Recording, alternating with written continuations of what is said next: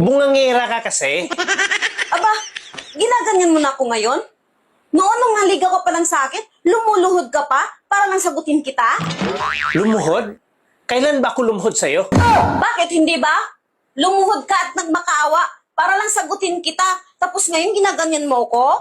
Sinungaling ka kasi at manluloko pa. Hindi kita niloko. Hindi ko matandaan kung kailan kita niloko. At saka hindi ko ugali yan. Yan ang hirap sa'yo.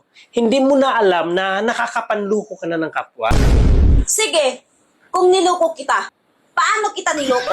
Nung nanligaw ako sa'yo, nagsuot ka ng sobrang sexy.